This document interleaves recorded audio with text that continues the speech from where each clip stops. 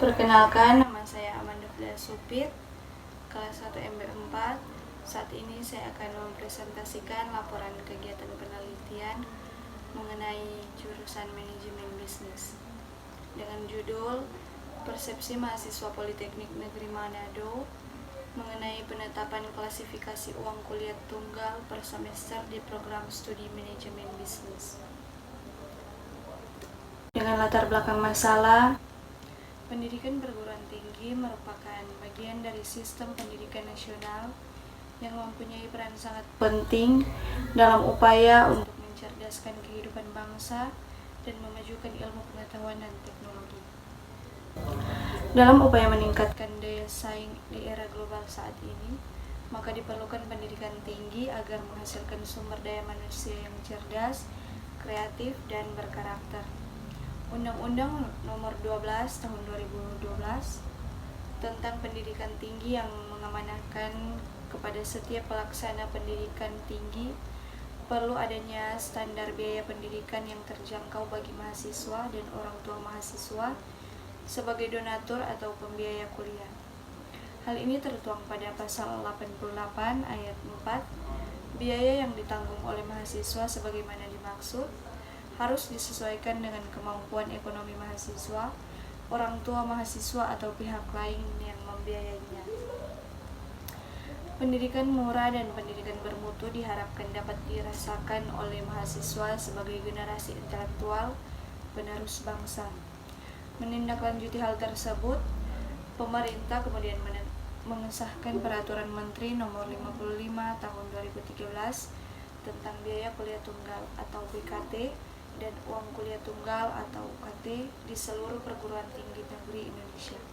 Namun, di pandangan mahasiswa berpendapat bahwa dengan ditetapkannya uang kuliah tunggal, beban biaya yang telah ditentukan oleh Politeknik Negeri Manado tidak sesuai dengan harapan, bahkan ada juga beban biaya tersebut melebihi dari batas kemampuan ekonomi dari mahasiswa. Polemik yang terjadi pada pengelompokan UKT memberikan dampak yang sangat signifikan, diantaranya adalah masalah klasifikasi dari sistem UKT membuat mahasiswa semakin merasa kecewa dikarenakan beban biaya yang dikeluarkan mungkin memberatkan bagi mahasiswa. Berdasarkan latar belakang yang telah diuraikan, kami tertarik untuk melakukan penelitian dari pengelompokan UKT dengan judul Persepsi Mahasiswa Politeknik Negeri Manado, Program Studi Manajemen Bisnis mengenai sistem penetapan uang kuliah tunggal UKT. Dengan identifikasi masalah berdasarkan latar belakang masalah yang diuraikan di atas, masalah yang dapat diidentifikasi sebagai berikut. Pertama, respon mahasiswa program studi manajemen bisnis mengenai penetapan uang kuliah tunggal di Politeknik Negeri Manado. Kedua, penetapan sistem uang kuliah tunggal di Politeknik Negeri Manado. Ketiga, faktor-faktor yang berhubungan dengan persepsi mahasiswa mengenai penetapan uang kuliah tunggal di Politeknik Negeri Manado.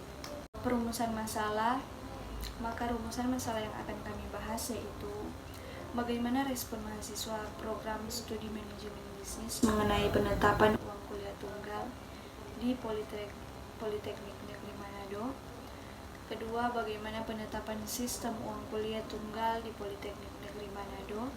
Ketiga, faktor-faktor apa sajakah yang berhubungan dengan persepsi mahasiswa program studi manajemen bisnis mengenai penetapan uang kuliah tunggal di Politeknik Negeri Manado. Tujuan penelitian untuk mengetahui persepsi mahasiswa program studi manajemen bisnis mengenai penetapan uang kuliah tunggal di Politeknik Negeri Manado, untuk mengetahui respon mahasiswa program studi manajemen bisnis terhadap penetapan uang kuliah tunggal di Politeknik Negeri Manado, untuk mengetahui faktor-faktor berhubungan dengan persepsi mahasiswa mengenai penetapan uang kuliah tunggal di Politeknik Negeri Manado. Manfaat penelitian. Penelitian ini memberikan gambaran bagaimana persepsi mahasiswa program studi manajemen bisnis tentang penetapan uang kuliah tunggal di Politeknik Negeri Manado. Penelitian ini dapat memberikan gambaran bagaimana respon mahasiswa program studi manajemen bisnis mengenai penetapan uang kuliah tunggal di Politeknik Negeri Manado. Landasan teori, tinjauan persepsi. Persepsi merupakan salah satu aspek psikologis yang penting bagi manusia dalam merespon kehadiran berbagai aspek di sekitarnya. Persepsi mengandung pengertian yang sangat luas, menyangkut internal dan eksternal. Menurut para ahli, Slameto berpendapat bahwa persepsi adalah proses yang menyangkut masuknya informasi ke dalam otak manusia. Menurut Solso, persepsi adalah deteksi dan interpretasi stimulus yang ditangkap melalui penginderaan kemudian ditransformasikan ke susunan saraf pusat di otak, kemudian diinterpretasikan sehingga mengandung arti tertentu. Menurut Waite dan Tauris, faktor-faktor yang mempengaruhi persepsi antara lain kebutuhan. Ketika seorang membutuhkan sesuatu akan suatu hal, seseorang dengan mudah mempersepsikan sesuatu berdasarkan kebutuhan itu. Di sini penelitian mengkaitkan faktor kebutuhan dengan motivasi kuliah yang lebih pasti. Akan berbeda persepsinya atau menilai pengelompokan UKT dengan seseorang yang tidak mempunyai motivasi kuliah. Yang kedua, kepercayaan. Apa yang dianggap benar dapat mempengaruhi interpretasi seseorang terhadap sinyal sensorik yang ambigu. Di sini penelitian mengkaitkan faktor kepercayaan dengan pengetahuan tentang UKT. Orang yang mempunyai pengetahuan yang lebih tentang UKT dan dianggap benar pas akan berbeda persepsinya dengan orang yang kurang mengetahui apa itu UKT. Emosi dapat mempengaruhi interpretasi seseorang mengenai informasi sensori. Yang terakhir, ekspektasi. Pengalaman masa lalu sering mempengaruhi cara seseorang mempersepsikan dunia. Kecenderungan untuk mempersepsikan sesuatu sesuai dengan harapan disebut sebagai set persepsi. Disinilah peneliti mengkaitkan faktor ekspektasi dengan pengalaman organisasi. Tinjauan uang kuliah tunggal atau UKT. Uang kuliah tunggal atau UKT merupakan sebagian dari biaya kuliah tunggal yang ditanggung setiap mahasiswa berdasarkan kemampuan ekonomi. Uang kuliah tunggal adalah sistem pembiayaan kuliah di mana uang gedung, SPP, uang alma mater, uang praktikum, dan penunjang lain dilebur menjadi satu dan dibagi rata dalam 8 semester. Dengan demikian, biaya UKT adalah nilai biaya kuliah tunggal yang sudah mendapatkan subsidi oleh pemerintah. Dengan adanya uang kuliah tunggal dan biaya kuliah tunggal, maka perguruan tinggi negeri atau PTN tidak diperbolehkan memungut uang pangkal dan uang pungutan lainnya dari mahasiswa. Hakikat dari UKT adalah untuk meringankan beban mahasiswa terhadap pembiayaan pendidikan. Oleh karena itu, pemerintah melalui Menteri Pendidikan dan Kebudayaan pada tanggal 23 Mei 2013 telah mengeluarkan ketetapan mengenai besarnya biaya kuliah tunggal dan uang kuliah tunggal pada perguruan tinggi negeri atau PTN di lingkungan Kementerian Pendidikan dan Kebudayaan atau Kemendikbud. Ketentuan itu tertuang dalam Peraturan Menteri Pendidikan dan Kebudayaan Nomor 55 Tahun 2013. Dalam Permendikbud disebutkan bahwa uang kuliah tunggal merupakan sebagian biaya kuliah tunggal yang ditanggung setiap mahasiswa berdasarkan kemampuan ekonominya. Uang kuliah tunggal ditetapkan berdasarkan biaya kuliah tunggal dikurangi biaya yang ditanggung oleh pemerintah. Pasal 1 ayat 1. Biaya kuliah tunggal digunakan sebagai dasar penetapan biaya yang dibebankan kepada mahasiswa, masyarakat, dan pemerintah.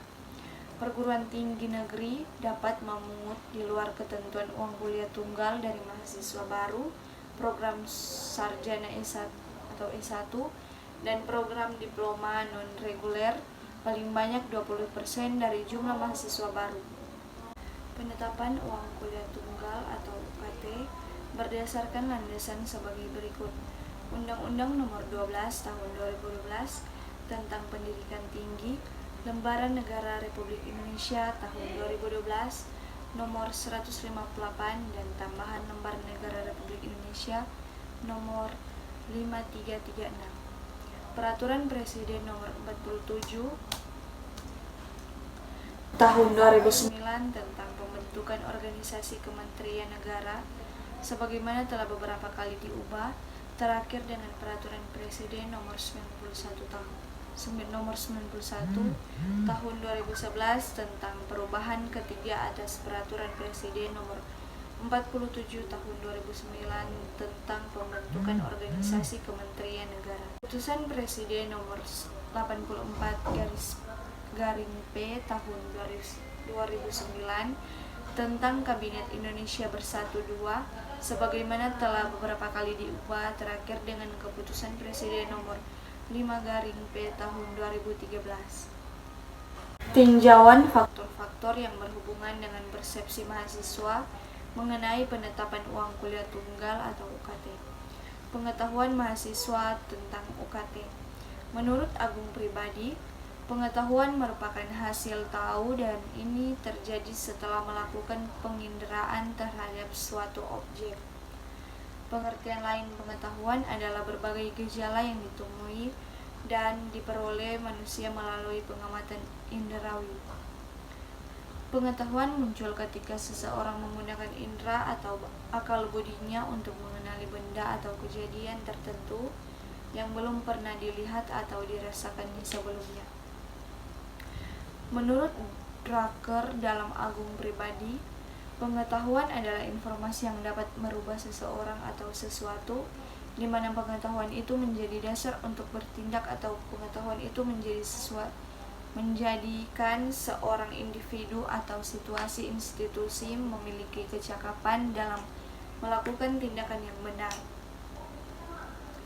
Pengetahuan merupakan faktor yang sangat penting untuk terbentuknya persepsi dan tindakan seseorang, sehingga tingkat pengetahuan mahasiswa mengenai uang kuliah tunggal seperti pengertian, tujuan, landasan, dan sistem uang kuliah tunggal akan berimbas terhadap seberapa objektifnya penilaian, pandangan, dan respon yang akan dilakukan oleh mahasiswa terkait masalah penetapan uang kuliah tunggal. Pendapatan rumah tangga atau keluarga.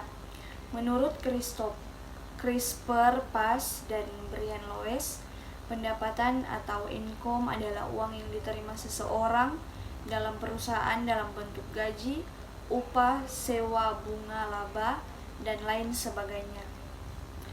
Bersamaan dengan tunjangan lainnya, uang pensiun. Orang tua di sini adalah setiap orang yang bertanggung jawab dalam suatu keluarga atau rumah tangga, biasanya disebut ayah dan ibu. Jadi, yang dimaksud dengan pendapatan orang tua adalah penghasilan yang diperoleh orang tua yang berasal dari pekerjaannya.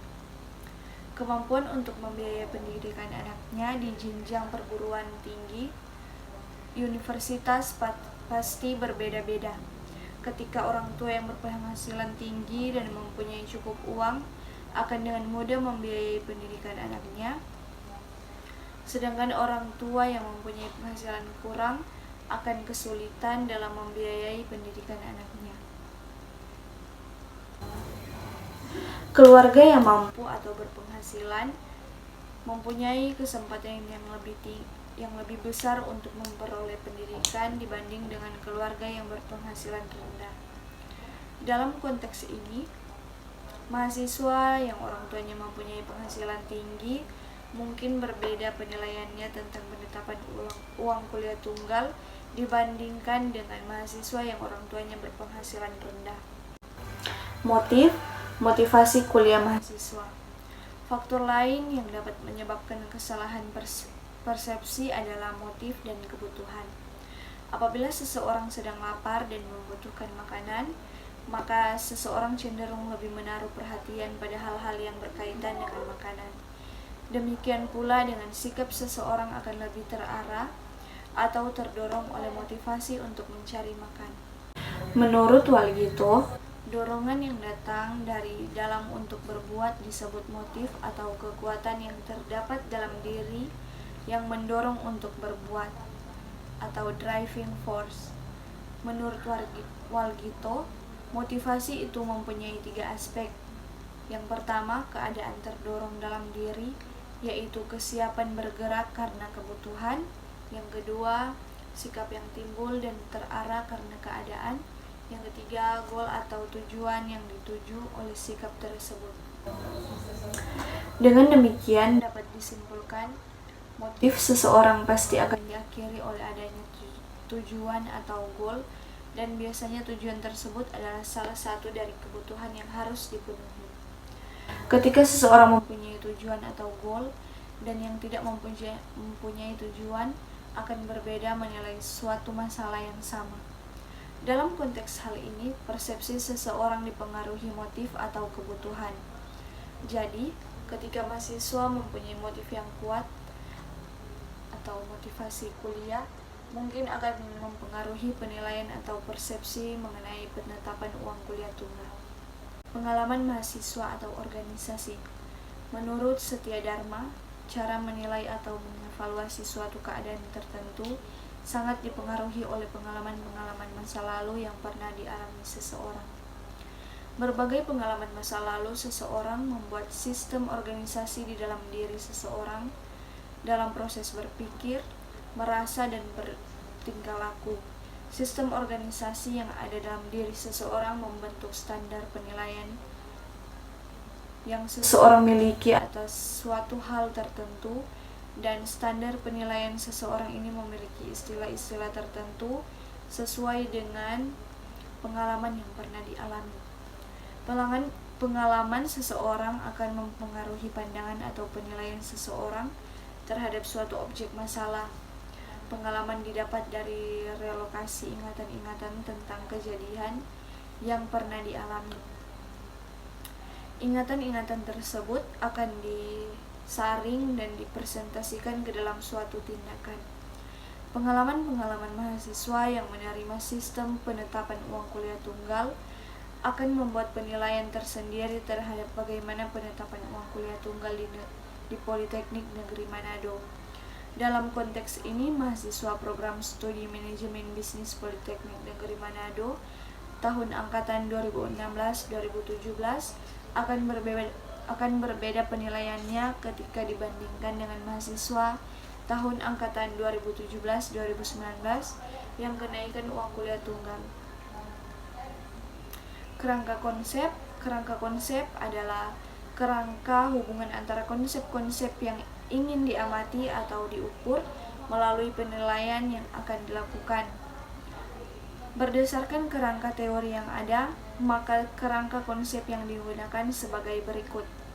Dapat dilihat dalam tabel variabel X dan variabel Y tentang pengetahuan, UKT pendapatan rumah tangga, motivasi kuliah mahasiswa, pengalaman organisasi mahasiswa menuju variabel Y, yaitu persepsi mahasiswa Politeknik Negeri Manado Prodi Manajemen Bisnis mengenai sistem penetapan uang kuliah tunggal. Metode penelitian. Lokasi penelitian. Penelitian ini mengambil lokasi di Perguruan Tinggi Politeknik Negeri Manado, jurusan Administrasi Bisnis, program studi manajemen bisnis. Adapun yang menjadi alasan peneliti memilih tempat atau lokasi tersebut sebagai penelitian karena mahasiswa program studi manajemen bisnis angkatan tahun 2017 karena belum pernah melakukan penelitian sebelumnya mengenai persepsi mahasiswa Politeknik Negeri Manado program studi manajemen bisnis mengenai sistem penetapan uang kuliah tunggal atau UKT. Adapun alasan lainnya yang membuat peneliti memilih mahasiswa jurusan Administrasi Bisnis program studi manajemen bisnis adalah adanya keragaman karakteristik mahasiswa sehingga menarik untuk diteliti, yang diharapkan kelebihan itu menjadikan informasi atau data yang diperoleh lebih akurat, kebenarannya dan terjangkau oleh peneliti. Teknik pengumpulan data. Data adalah unit informasi yang direkam media yang dapat dibedakan dengan data lain, dapat dianalisis dan relevan dengan program tertentu. Pengumpulan data adalah prosedur yang sistematik dan standar untuk memperoleh data yang diperlukan. Untuk mengumpulkan data penelitian, penulis menggunakan metode antara lain sebagai berikut. Pertama, metode observasi atau pengamatan. Metode observasi yaitu pengamatan dan pencatatan secara sistematik terhadap gejala yang tampak pada objek penelitian. Observasi merupakan metode pengumpulan data yang menggunakan pengamatan terhadap objek penelitian yang dapat dilaksanakan secara langsung maupun tidak langsung. Maka dalam penelitian ini penulis menggunakan pengamatan langsung terhadap lokasi penelitian, khususnya mahasiswa jurusan administrasi bisnis, program studi manajemen bisnis. Metode angket atau kuesioner. Metode angket atau kuesioner adalah suatu daftar yang berisikan rangkaian pertanyaan mengenai suatu masalah yang akan diteliti. Untuk memperoleh data, angket disebarkan kepada responden. Dalam hal ini, penulis membuat pertanyaan-pertanyaan tertulis, kemudian dijawab oleh responden atau sampling. Dan bentuk kuesionernya adalah tertutup, yaitu kuesioner yang soal-soalnya menggunakan teknik pilihan ganda atau sudah ada pilihan jawaban, sehingga respon tinggal memilih jawaban yang dikehendaki. Tingkat angket atau kuesioner digunakan untuk mengetahui tingkat kecerdasan emosional dalam motivasi pada mahasiswa. Yang ketiga, metode dokumentor. Metode dokumentor adalah alat pengumpulan data, disebut form pencatatan dokumen, dan sumber datanya berupa catatan atau dokumen yang tersedia, seperti halnya kehadiran mahasiswa mengikuti mata kuliah. Populasi dan sampel. Populasi adalah keseluruhan subjek penelitian. Populasi adalah seluruh data yang menjadi perhatian kita dalam suatu ruang lingkup dan waktu yang kita tentukan. Adapun populasi dalam penelitian ini adalah mahasiswa jurusan administrasi bisnis prodi manajemen bisnis. Sampel adalah sebagian atau wakil populasi yang diteliti. Sampel dalam penelitian ini adalah mahasiswa jurusan administrasi bisnis, prodi manajemen bisnis. Sampel menurut Hadi adalah individu yang diselidiki atau dapat dikatakan sebagai contoh atau wakil dari populasi dalam jumlah yang cukup besar. Sedangkan menurut Aswar, sampel adalah bagian dari populasi. Rumus sampel yang digunakan dalam penelitian ini menggunakan formula Slovin sebagai berikut. N sama dengan N per 1 plus ND kuadrat. Sumber data. Yang dimaksud dengan sumber data dalam penelitian adalah subjek dari mana data dapat diperoleh. Sumber data penelitian dapat bersumber dari data primer dan data sekunder. Data primer, sumber data yang langsung memberikan data kepada pengumpul data. Sumber data primer dalam penelitian ini adalah mahasiswa jurusan administrasi bisnis, prodi manajemen bisnis. Data sekunder, sumber yang tidak langsung memberikan data kepada pengumpulan data. Cara memperoleh data sekunder yaitu dengan melakukan penelitian kepustakaan dan dari dokumen-dokumen yang ada. Teknik analisis data. Teknik analisis data yang digunakan dalam penelitian ini adalah analisis data kuantitatif. Di dalam metode penelitian kuantitatif yang menggunakan teknik analisis data kuantitatif merupakan suatu kegiatan sesudah data dari seluruh responden atau sumber data-data lain semua terkumpul. Teknik analisis data kuantitatif di dalam penelitian kuantitatif yaitu menggunakan statistik inferensial meliputi statistik parametris dan juga statistik non-parametris. Menurut Sugiono, teknik penelitian kuantitatif juga dapat diartikan sebagai suatu metode penelitian dengan landasan pada filsafat positivisme, digunakan untuk meneliti populasi atau sampel. Umumnya, teknik pengambilan sampel dilakukan dengan cara acak. Teknik pengumpulan data menggunakan instrumen metode penelitian kuantitatif. Analisis data yang bersifat kuantitatif atau statistik bertujuan untuk menguji hipotesis yang ditetapkan. Metode kuantitatif ini sering juga disebut dengan metode tradisional, positivistik, ilmiah atau scientific, dan juga metode discovery. Metode penelitian kuantitatif ini dinamakan metode tradisional sebab metode ini sudah cukup lama dipakai sehingga sudah dianggap sebagai metode tradisi untuk sebuah peneliti. Teknik ini juga disebut sebagai metode positivistik sebab juga berlandaskan kepada filsafat positivisme. Metode atau teknik ini disebut sebagai metode ilmiah atau scientific disebabkan metode ini memiliki kaidah-kaidah ilmiah yang terpenuhi, yaitu konkret, empiris, objektif, terukur, rasional, dan sistematis. Sekian dan terima kasih. Proposal penelitian ini saya ambil dari Elsa Dahi Tongkoto, Elan Legesan, Megan Jacobus, Mesak Tempohiang, Marcelino Supit.